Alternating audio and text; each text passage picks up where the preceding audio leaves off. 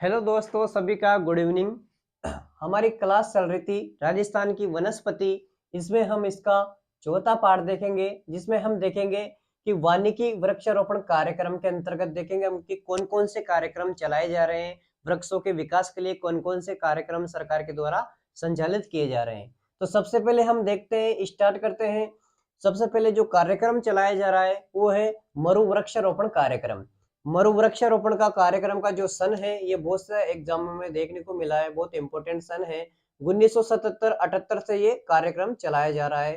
केंद्र और राज्य का कितना रेशो है, तो केंद्र का 75% और राज्य का 25%, यानी 75-25 इनका रेशो है।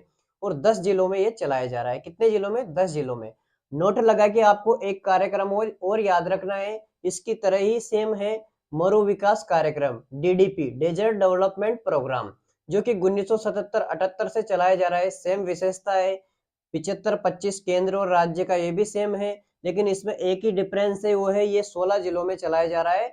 और मरु वृक्षारोपण कार्यक्रम ये 10 जिलों में चलाया जा रहा है, जबकि मरु विकास कार्यक्रम जो डीडीपी है, डेजर्ट डेवलपमेंट प्रोग्राम, ये 16 जिलों में चलाया जा रहा है। उसके बाद में एक कार्यक्रम है रुख बाइला कार्यक्रम। ये रुख बाइला कार्यक्रम है, ये डूंगरपुर में चलाया जा रहा है। वनों को बढ़ाना इसका प्रमुख उद्देश्य है और 1986 से ये चलाया जा रहा है। उसके बाद में हम बात करते हैं अरावली वृक्षारोपण कार्यक्रम, जो कि मुख्यतः अरावली क्षेत्र में वृक्षारोपण विकास के लिए चलाया जा रहा है और मरुस्थल को रोकना इसका प्रमुख उद्देश्य है। और आर्थिक सहयोग किसका है इसमें, तो इकोनॉमिक्स जो सहयोग है वो जापान इसका आर्थिक सहयोग कर रहा है। और 1992 से 2000 तक 8 वर्षीय ये कार्यक्रम चलाया गया था, 1992 से 2000 तक। उसके बाद में हम बात करते हैं खेजड़ी या खेजड़ा कार्यक्रम। खेजड़ी या खेजड़ा कार्यक्रम है, ये 1991 से चलाया जा रहा है।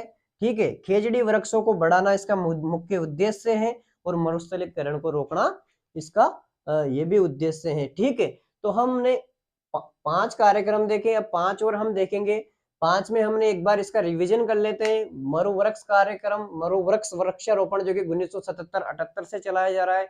केंद्र राज्यों का रेशो 75-25 है और 10 जिलों में ये संचालित है। सेम विशेषता डीडीपी में है, मरु विकास कार्यक्रम में 77-78 से चल रहा है, 75-25 रेशो।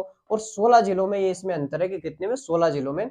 रुकबाइला डूंगरपुर में चलाया जा रहा है। वनों को बढ़ाना इसका उद्देश्य 1986 से चल रहा है। अरावली क्षेत्र विकास कार्यक्रम अरावली क्षेत्र के विकास के लिए चलाया जा रहा है। मरुस्थल को रोकना उद्देश्य, आर्थिक सहयोग जापान का है और 1992 से 2000 तक 8 वर्षीय ये कार्यक्रम था। खेजड़ी ये खेजड़ा कार्यक्रम 1991 से चल रहा है। खेजड़ी वृक्षों को बढ़ाना और मरुस्थलीकरण को रोकना इसका प्रमुख उद्देश्य है। इसके बाद में हम देखेंगे, इसके बाद हम देखते हैं हरित राजस्थान। जो हरित राजस्थान है, ये कब से चलाया जा रहा है, तो हरित राजस्थान की शुरुआत 2009 से की गई है। ठीक है, हरित राजस्थान का उद्देश्य क्या है, तो इसका उद्देश्य वृक्षारोपण का 5 वर्षीय कार्यक्रम तैयार करना, ये इसका उद्देश्य है, वृक्षारोपण का 5 वर्षीय कार्यक्रम। ठीक है, एक है वन धन योजना, दो कंफ्यूज वाली योजना है, एक तो वन धन योजना, एक वन धन विकास योजना। जो वन धन योजना है ये 12 अगस्त 2015 से चलाई जा रही है। ठीक है, जो वन धन योजना है 12 अगस्त 2015 से चलाई जा रही है।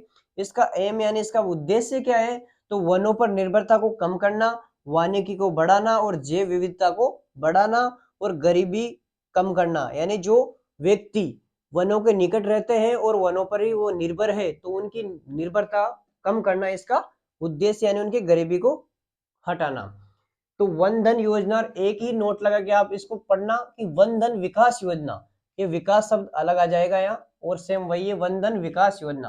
तो वन धन विकास योजना 14 अप्रैल 2018 से चलाई जा रही है। केंद्र सरकार द्वारा इसका संचालन किया जा रहा है 14 अप्रैल 2018। ठीक है, वो 15 अगस्त 2000, ये 12 अगस्त 2015 थी और ये 14 अगस्त 2018 से केंद्र सरकार चला रहा है वन धन विकास योजना को 14 अप्रैल 2018 से। इसका उद्देश्य क्या है, तो इसका उद्देश्य आदिवासी क्षेत्र में इनकम को बढ़ाना, इसके इनकम का विकास करना। ठीक है, उसके बाद में अगली है घर घर औषधि योजना, ये मोस्ट है।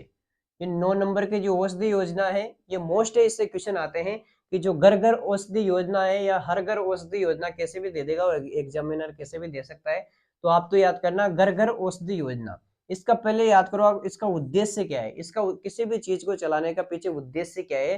तो औषधि पादपों को बढ़ाना, जो औषधीय पादप है जिनसे दवाएं बनती है, तो औषधि पादपों को बढ़ाना और रोग प्रतिरोधक क्षमता को बढ़ाना। कोरोना में बहुत यूज हुआ इसका, ठीक है। इसमें 5 वर्षों के प्लान है कि 5 वर्षों में यानी 2021 से 26 तक, इन 5 वर्षों में 24 पादपों का, जो कि चार वृक्ष प्रजाति है, ये 4 वृक्ष प्रजाति है, ये 4 वृक्ष प्रजाति, ठीक है, 4 वृक्ष प्रजाति है ये। तो 5 वर्षों में 21 से 26 तक 24 पादपों का 4 वृक्ष प्रजाति में वितरण, ठीक है। तो वितरण प्रजाति कौन सी, वितरण पादप कौन कौन से पादप दिए जाएंगे, तो तुलसी, गिलोय, कालमेघ और अश्वगंधा। ये मोस्ट है, वेरी मोस्ट है, ये पादप के नाम पूछ सकते हैं वो, कि घर घर औषधि योजना में कौन कौन से पादप शामिल है। 3 ये दे देगा, एक अलग दे देगा, तो असम्मिलित को बताइए। तो तुलसी, गिलोय और कालमेघ, अश्वगंधा, ठीक है। कितने परिवार लाभान्वित हो रहे हैं इससे, तो इससे 1.26 करोड़ परिवार लाभान्वित हो रहे हैं। जो घर घर औषधि योजना है, इससे 1.26 करोड़ परिवार लाभान्वित हो रहा है। एक बार और इसका रिवीजन कर लेते हैं। जो हरित राजस्थान है 2009 से चलाया जा रहा है। उद्देश्य वृक्षारोपण का 5 वर्षीय कार्यक्रम बनाना। वन धन योजना है 12 अगस्त 2015 से संचालित है। उद्देश्य वनों पर निर्भरता को कम करना, वानिकी को बढ़ाना, जैव विविधता बढ़ाना, गरीबी को कम करना। और एक इसी की तरह वन धन विकास योजना है, जो कि 14 अप्रैल 2018 से केंद्र सरकार चला रही है। आदिवासी क्षेत्र में इनकम को बढ़ाना। घर घर औषधि योजना, औषधि पादपों को बढ़ाना, रोग प्रतिरोधक क्षमता बढ़ाना। 5 वर्षों में यानी 21 से 26 तक 24 पादपों का 4 वृक्ष प्रजातियों में वितरण।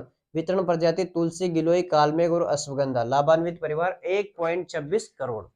इस प्रकार से हमने वानिकी वृक्षारोपण कार्यक्रम देखे। अगर ये क्लास आपको अच्छी लगी हो तो इसको लाइक, शेयर और सब्सक्राइब जरूर करें। सभी दोस्तों के पास जरूर इसको पहुंचाएं, और मेरे सीनियर देख रहे हो तो कुछ बताएं कि इसमें कुछ कमी हो तो उसको मैं दूर कर लूं। आप सभी का बहुत बहुत धन्यवाद। Thank you.